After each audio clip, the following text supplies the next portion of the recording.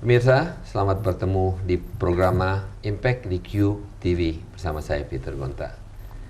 Pada waktu rekan-rekan sekerja saya di QTV mengatakan bahwa mereka mempunyai seorang narasumber dari Partai PKS DPR dan dikatakan bahwa saya akan diacarakan untuk melakukan temu bicara atau wawancara bersama dengan wakil ketua fraksi PKS.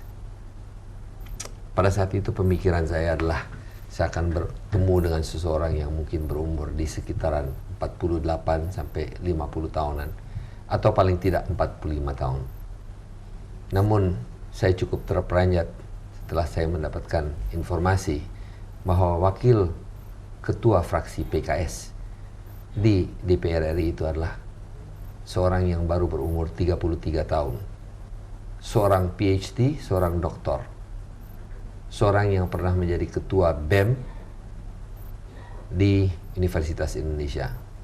Dan kita mau tahu bahwa sebagai ketua BEM di Universitas Indonesia itu bukanlah merupakan satu jabatan atau satu kedudukan yang hanya begitu-begitu saja atau sembarangan. Pada saat itu beliau berumur 24 tahun. Kali ini kita bertemu dengan Zulkifli Mansyah, wakil ketua fraksi PKS di DPR RI. Zul, selamat datang di program Impact. Terima kasih atas kesediaan Anda untuk datang berbicara di sini. Terima kasih Bung Peter ya.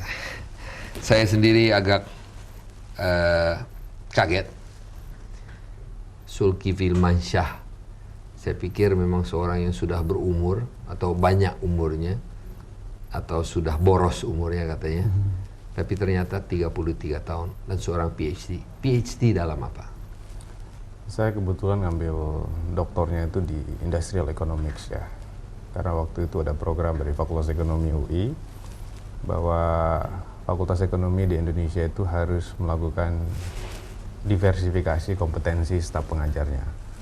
Jadi ketika kita dapat key project dari World Bank, FEUI itu ada yang menugaskan dosennya untuk ngambil ekonomi lingkungan, environmental economics, kemudian ada yang monetary economics, kemudian ada yang industrial economics dan lain-lain.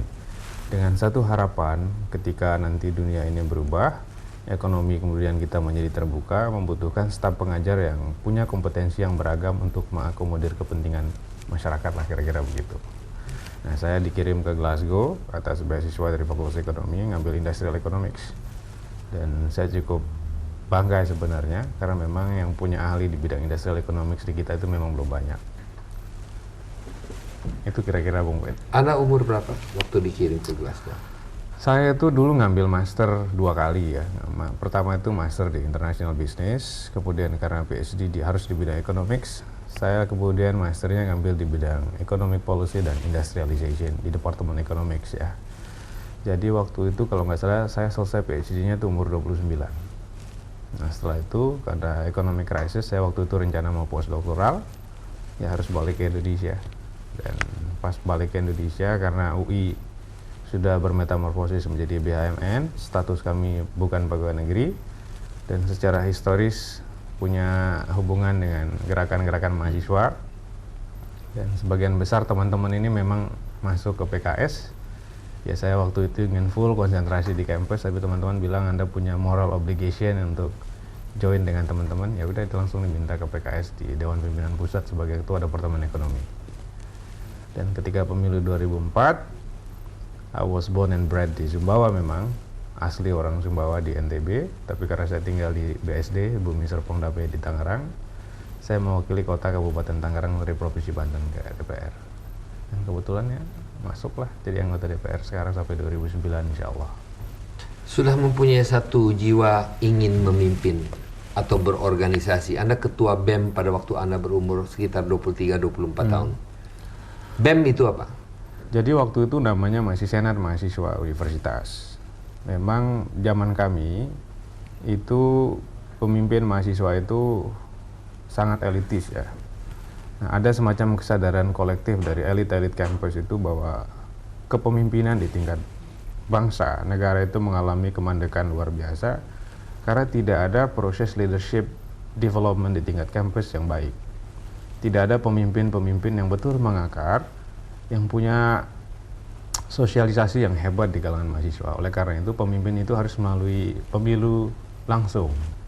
Jadi one student, one vote waktu itu.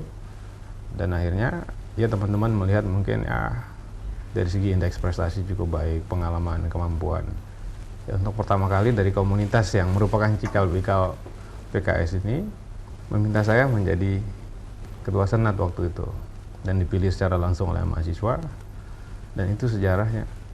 Karena alasan teman-teman kalau kita belajar memimpin di UI yang bagaimanapun merupakan replika dari negeri ini, mudah-mudahan kita bisa bersosialisasi, berinteraksi di dalam masyarakat dengan pengalaman dan kapasitas yang lumayan lah, kira-kira begitu. Jadi tidak ada keinginan sendiri, tapi memang tradisi atau kultur yang dibangun dalam komunitas yang kemudian bermetamorfosis menjadi PKS ini, ya once itu diputuskan dalam konsensus bersama secara kolektif, ya kita harus menerima itu sebagai bagian dari pekerjaan yang harus kita lakoni. Ya, baik. Pada waktu saya pertama tadi bertemu Anda, saya belum pernah bertemu Anda, tapi saya sudah mendapatkan sedikit masukan dari rekan-rekan sekerja saya di Impact ini. Anda memberikan kartu nama ini kepada saya, dan Anda mengatakan Zulkifli Mansyah. Tapi apa yang Anda tekankan di sini, tolong lihat belakangnya. Dr. Zulkifli Mansyah, guru. Apa? Sampai sekarang ya, saya masih bangga menjadi bagian dari Civitas Akademika dari UI itu sendiri. Dan sampai sekarang punya kenangan lah. Ketika saya datang dari NTB itu masuk ke UI itu, oleh senior itu dikasih penekanan. Anda lihatlah, UI itu warnanya kuning katanya. Kalau Anda melihat traffic light gitu, kuning itu punya banyak arti. Jadi antara hijau dan merah. Jadi mahasiswa UI yang merupakan kampus perjuangan waktu itu ya, mengatakan kalau Anda melihat kebaikan, kalau Anda melihat satu niat baik dari pemerintah, maka UI adalah yang harus berada di garda terdepan untuk melakukan advokasi, pembelaan untuk itu. Tapi kalau Anda melihat penyimpangan, ketidakadilan, usaha untuk tidak menuju kemakmuran, maka mahasiswa UI harus yang pertama memberhentikan itu. Jadi tugas mahasiswa UI atau Civitas Akademi UI itu di tengah merah dan hijau itu memberikan sinyal gitu. Kalau merah segera menghentikan, kalau hijau segera menjalankan, kira-kira gitu. Dan memang menjadi bagian dari Civitas Akademi UI, terutama Fakultas Ekonomi ya, itu memaksa kami untuk terus belajar ya, melakukan refleksi, berinteraksi dengan students, kemudian dengan dosen-dosen yang lain, dan updating capacity lah. Dan ketika lingkaran pembelajaran itu makin lama makin cepat, dan saya kira kita harus siap menyongsong perubahan itu di garda yang terdepan. Dan campus di UI memberikan kita banyak sekali pencerahan ya, karena ini betul-betul replika Indonesia. UI lah yang mengajarkan kita, bukan terlampau saya memuji-muji UI ya, berhadapan dengan orang-orang yang kayanya luar biasa, hidup bergelimangan kemewahan. But at the same time, UI juga kadang-kadang mengajarkan kita rasa rendah hati, berjumpa dengan student yang betul-betul nggak mampu, yang untuk keberlanjutan studinya harus ngelap mobil orang dan lain sebagainya. Dari banyak real life itu memang kami dapatkan di sana gitu. Anda anak orang kaya?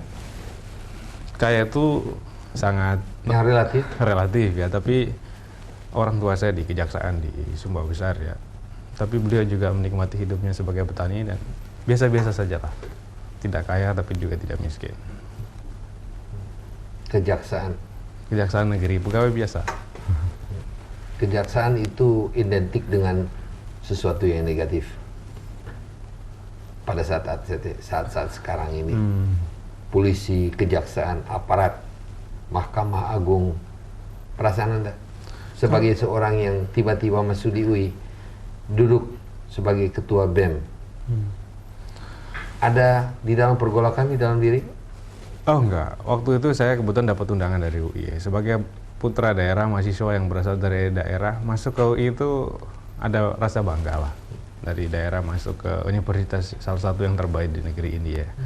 Jadi ya kita tidak membayangkan bahwa Indonesia itu ternyata heterogen gitu. Di UI lah kita bertemu dan Bukan, keragaman. maksud saya, pertanyaan saya tadi adalah datang dari satu keluarga di mana orang tua adalah di kejaksaan, yang ada terus terang aja ada segi-segi negatifnya karena banyak dikatakan kejaksaan, Mahkamah Agung, polisi, tentara dan sebagainya adalah orang-orang yang tidak bersih kan dulu.